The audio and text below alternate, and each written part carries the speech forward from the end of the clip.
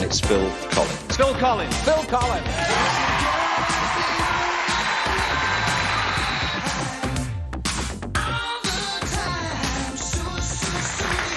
Well, welcome again.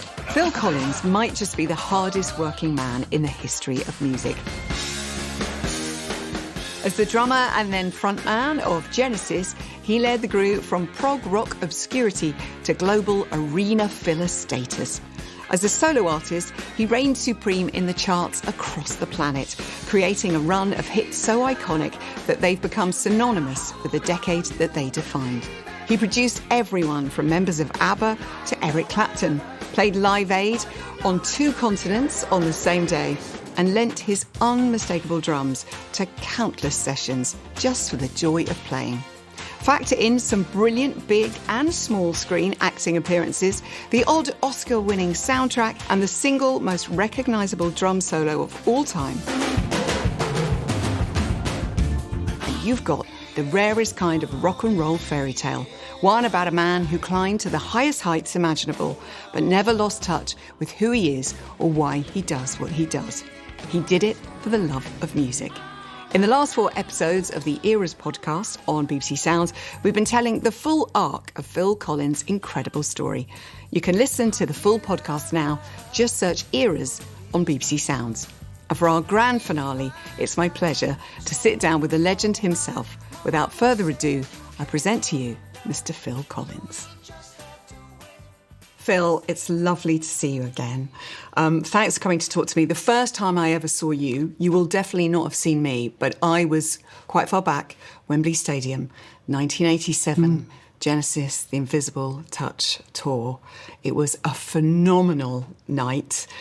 This 6-minute drum duet between you and Chester. What are your memories of those gigs? Well, it was fantastic playing at Wembley, you know, being a football fan. And it was the old Wembley, and it had a great spirit about it. We did 4 nights there, which was pretty much unheard of at the time. And every night was memorable, you know. I mean, Mum was still alive, so she came, obviously, and family. But it was just great show to see all the audience, you know. I mean, it was packed. It was very memorable.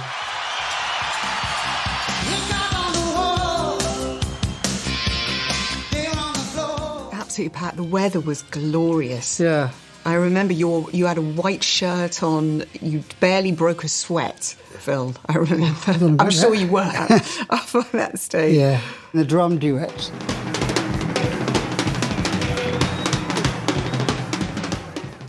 When we used to come off stage, the roadies used to have, you know, like Olympic, you know, 7.4, so 8.9 or whatever.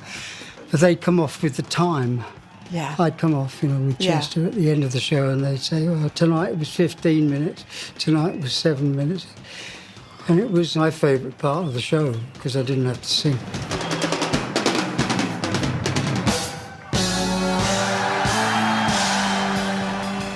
A simple question, but a huge question, Phil. Why the drums? People say that instruments find you.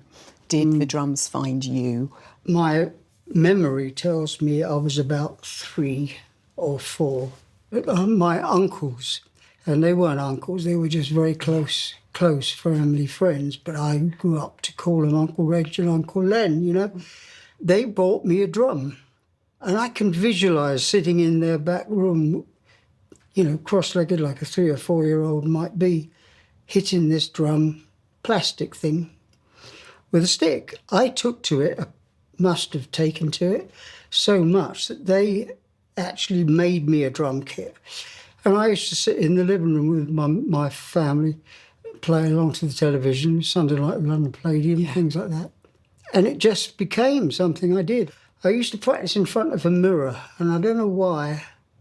Certainly wasn't vanity. I used to play with my record player at ear level, and just play along to records. And from there, it just... Then I went to have lessons. I went to a drama school, and I went to have lessons from a drum teacher down the road to try to read music, because I figured that would be my life. I had it all mapped out. I'd play pop group as long as it lasted. And then I'd do like a show band, like at the Lyceum in London, you know, Saturday nights with a big band. And then I'd end my life in sessions, you know. So eventually you do end up with Genesis, and we have a message from your bandmate and your friend, Mike Rutherford.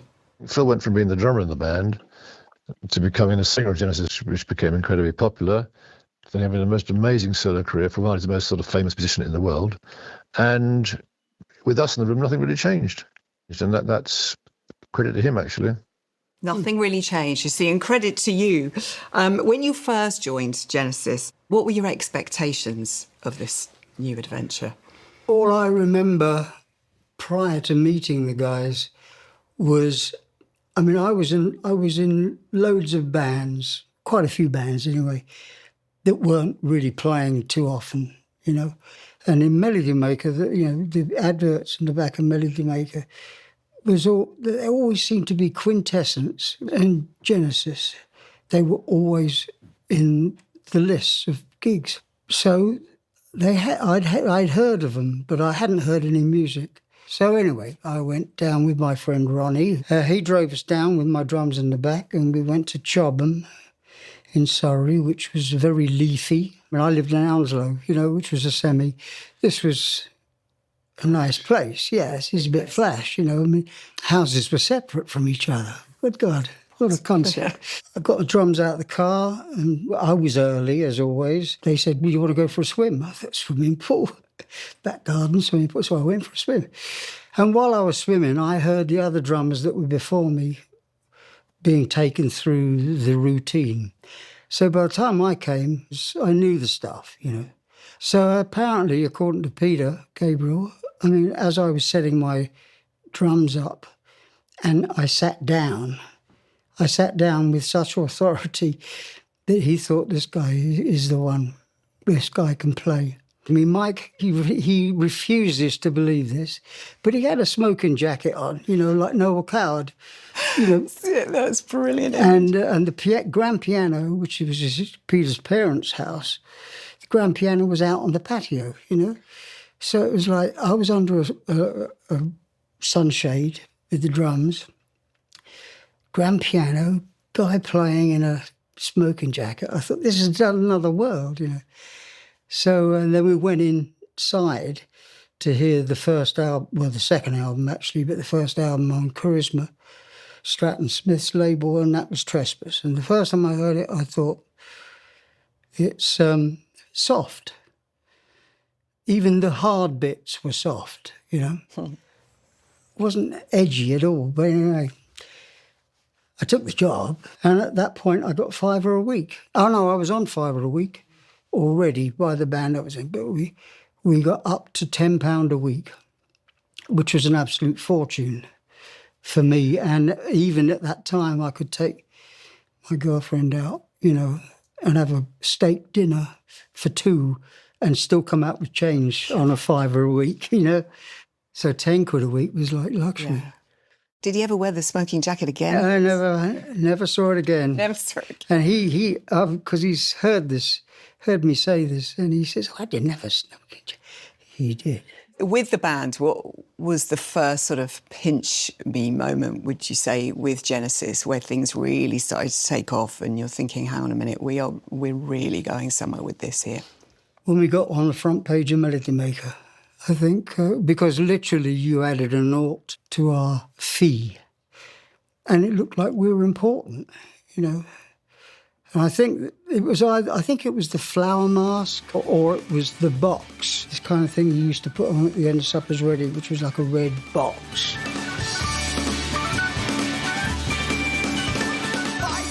You know, I mean, Peter did things that were good for us.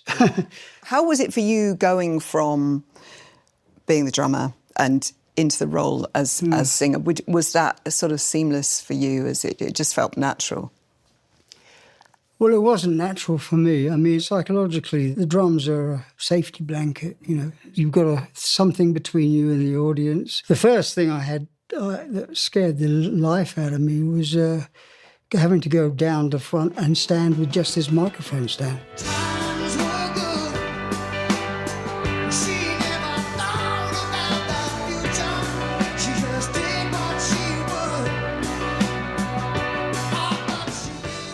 because there's nothing, you're just exposed.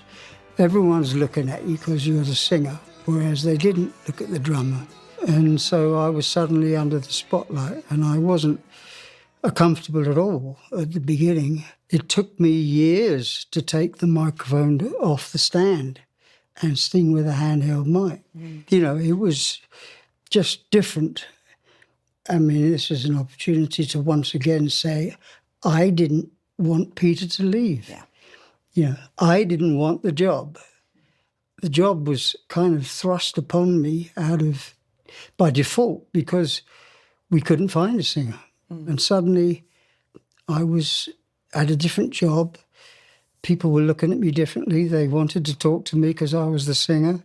But when we were auditioning for singers, I used to lead the auditions by singing the songs for the person to learn. And eventually everyone said, well, you sound better than the people who are auditioning. Do you want to do it? To be fair, I was very reluctant at first, and it was my first wife that said, why don't you do it? And it was at that point where, I bit the bullet. But, then I had to think of what am I going to wear? Because, of course, you're at the back, you're the drummer, no one cares what you wear. Boiler suits, Yeah. And Peter was known for being this mysterious traveller who would come on, and he became a different person when he sang. I mean, he was a very shy introvert, one-to-one. But when you get him on a stage, he became something else. And, of course, he had his costumes, and I didn't want to wear costumes, I was trying to get as far away from acting as I could, because I'd done acting prior to that, and I really wanted to get away from that. So I had some clothes made. So I went on stage in an orange boiler suit, basically, that was made. Terrible, too tight, everywhere.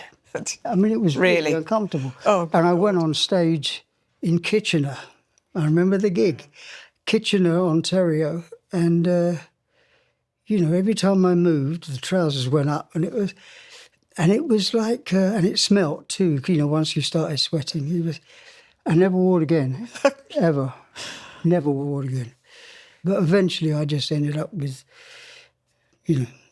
just some baggy trousers and a T-shirt. Well, I guess as your confidence grew as well as a singer up front, then you needed the disguise less. And the thing is, if Peter hadn't left, if you hadn't gone up front, life could have been very, very different, because off the back of that, you then had a solo career, which has been phenomenal, Phil. So in a way, I guess we thank Peter for wanting to do something different, because we might never have had Phil Collins as a solo artist without that sort of turning moment. There's a lot of people groaning right now.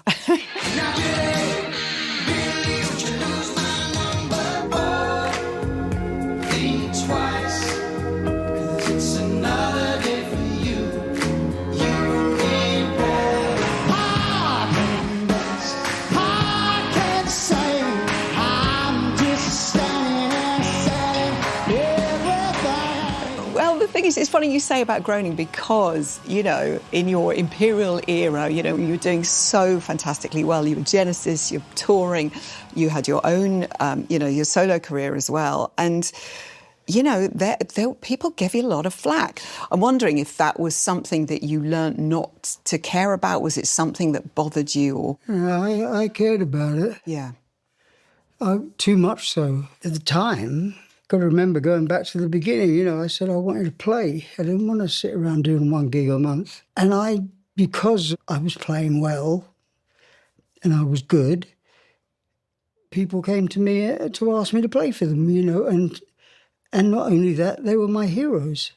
I remember being at home at Guildford and picking up the phone, and it was Robert Plant. And he said, you don't know me, Robert Plant, but I'd seen the first Zeppelin gig, at the Marquee. And he was one of my kind of early heroes. And he said, I'm doing a solo album. Do you want to play drums? And of course, yes. And Eric became a great friend of mine, And he'd asked me to produce an album. It might have been busy and it might have been everywhere, But for me as a musician, there were reasons. You mentioned Robert Plant earlier. We spoke to him. He's got a message for you. He was incredible because his awareness of where he sat within the music, the drive that he gave to the whole thing on a musical level. But we had so much fun. It was nothing but excitement and positivity. I love him, and he must know his presence in my early takeoff post Led Zeppelin was really, really encouraged and supported humorously by my dear friend. Oh, makes me blush. Yeah. John Bonham was one of my favourite drummers, and he, after he'd made that phone call to me, he sent me a tape of his demos, of Robert's demos, and Jason Bonham was playing on them, and he sounded just like his dad. And I couldn't really quite work out why he wanted anybody else. I said I'd do it, certainly, and I went to Rockfield in the studio in Wales, and I don't even know if I'd met him. He had a few friends from Birmingham, on guitar, keyboards and stuff, and I didn't take over. He says I kind of came in and just started running the thing, which I didn't. I just was playing, loving it, and I'd say, we can do it better than that. Let's do it. Let's do one more time. And we had a lot of laughs. Well, an incredible shared experience as well, having both left, huge bands. There are so many artists that have long sung your praises, like Ice-T, Pharrell Williams, Alicia Keys. What did they hear in your music? What did they get from your music that perhaps some of the people who were critical of you around that time didn't get? I don't really know. I mean, it's probably when people ring up and say, can you come and do this? Can you come and do that? I think they're expecting a little bit of the in-the-air magic, to be honest. The first 3/4 of the song is quiet, really. And so people would turn the radio up, and then speakers would come out of the sockets. Yeah. So I think that's what it was. But I'm very flattered. I mean, the Urban Renewal album, which was an album full of R&B, hip-hop, rap artists covering my stuff, was very interesting, I mean, some people took great liberties with the songs, and it was really interesting to hear and very flattering.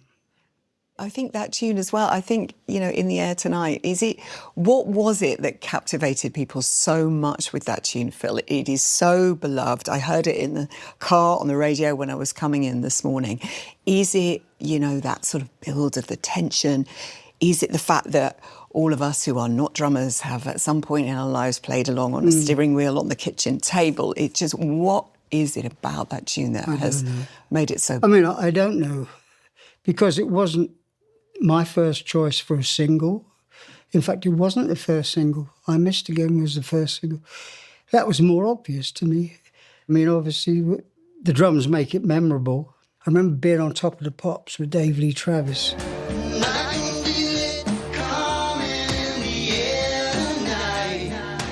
And it was 36 in the charts. And he said, this is going to be top 3 next week. I said, no. I'm a drummer, man. It doesn't happen to drummers,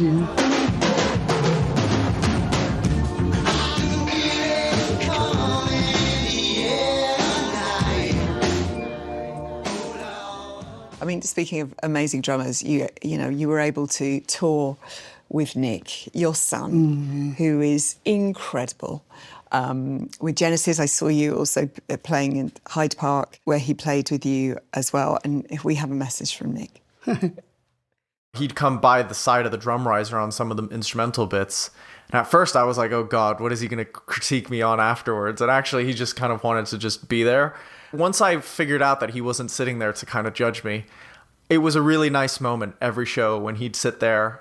And it was just kind of like having that kind of unspoken moment between each other was really nice. And I'm grateful that he felt confident enough in my ability to go on stage with them and to play these parts.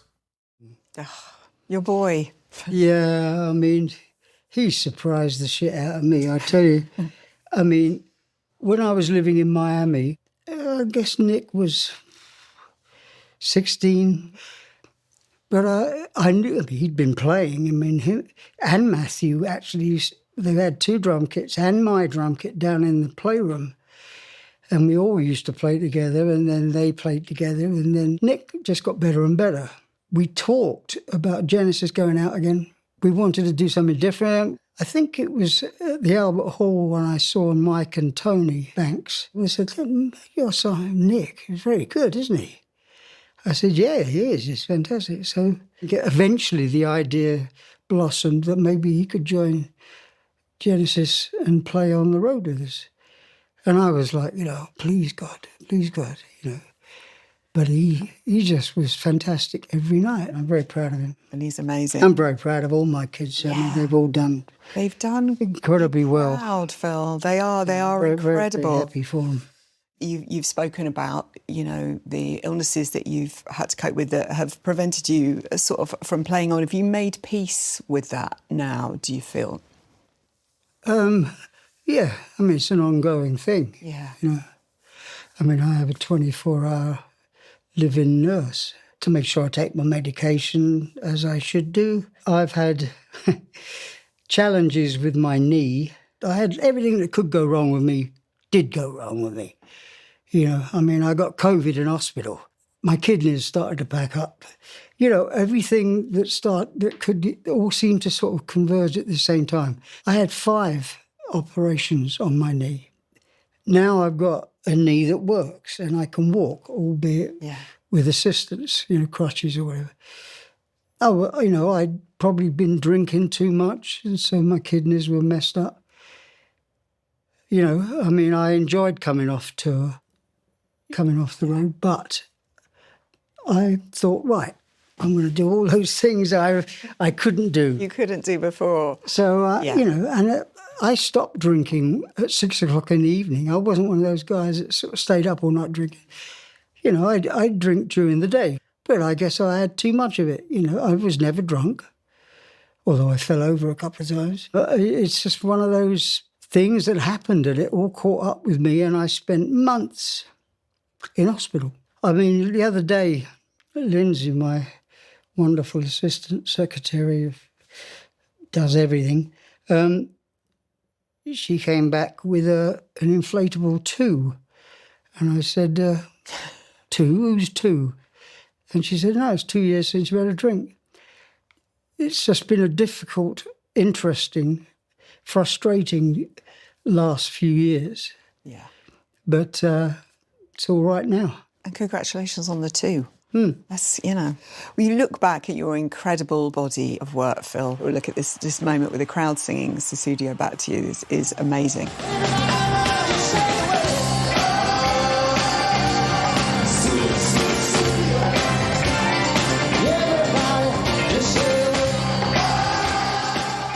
Do you have good feelings thinking back through everything and, what incredible achievements and...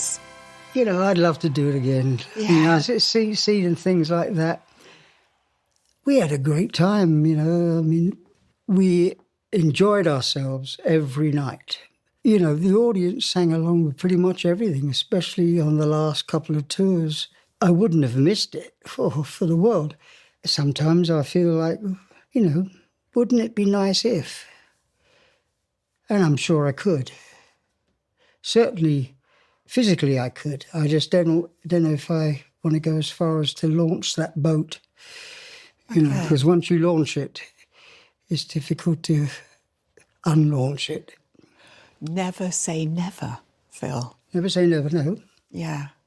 I know everyone would love to see you play again. Yeah. They wouldn't believe me. Yeah. Final farewell tour, they're not dead yet, still not dead yet. I know, I love it. Your sort of never-ending farewell tours, and but you can understand. I'm imagining as an artist who loved what you did and loved singing for these huge crowds and playing for these huge crowds. Well, that never leaves you. I imagine that feeling of wanting to perform never really leaves you. No, it doesn't. I mean, the trouble is, if there is a trouble, is that once you start, where do you stop? Yeah. I mean, I'm talking about South America, I'm talking about Australia, Asia, you can't just get up and play a couple of places in England and expect to get away with it. You could get away with it as far as we're concerned. Yeah, the rest of the world will be like, hang on a minute, what about us? This is a very good point. Phil, what has life taught you, do you think, through all the adventures you have had, the amazing bands that you have played with, people you've performed with, you've got an incredible family as well, 5 amazing kids. Well, I guess there's a part of me that's certainly a part of me that's trying to make up for things that I've either done or have made people feel or affected the kids in any kind of negative way. Kids seeing their mum and dad argue and not having a dad around. I mean, without getting morose about it or maudlin, it's things like that. I mean, I had a very happy family life. Yeah. My kids are amazingly well adjusted, considering some of the things that they've been through, And I'm, as I said before, I'm very, very proud of all of them. They've all, stood on their own and done what they believe in. So I feel very lucky about that. But I think, I couldn't have wished for a more varied and eventful playing career. I don't have periods when I kind of dig me. The things that are ahead for me would be, apart from just being back to being totally mobile and healthy, is to maybe go in there and have a fiddle about and see if there's more music. Yeah. Because, you tend to sort of feel, that's it, I've done that. But you've got to start doing it to see if you can do it. Otherwise, you don't do it. So that is something on my horizon. Watch this space. Oh, please get back in the studio. Just go and have a little tinkle. See how it goes, Phil. I've got some things that are half formed or were never finished. Yeah. And a couple of things that were finished, which I like. So, maybe life in the old dog yet. You'll see. And on that note, Phil, thank you so much for taking time to talk to us. I've loved hearing Yeah, it's been my pleasure. stories. My pleasure. It's very nice messages. Yeah, You wonderful. know how to make a guy feel good. Well, so you should. You should feel good. Thank Well, you. thank you, Dan. Thank you once again to the man himself, Phil Collins, for that conversation. And thanks to you for joining us. If you haven't caught the first 4 episodes of the Era's Phil Collins podcast, what are you waiting for? Just search Era's Phil Collins on BBC Sounds or wherever else you get your podcasts. Whilst you're there, you'll find other incredible Era stories on the Beatles, Kylie, Sting, Queen and Bob Marley.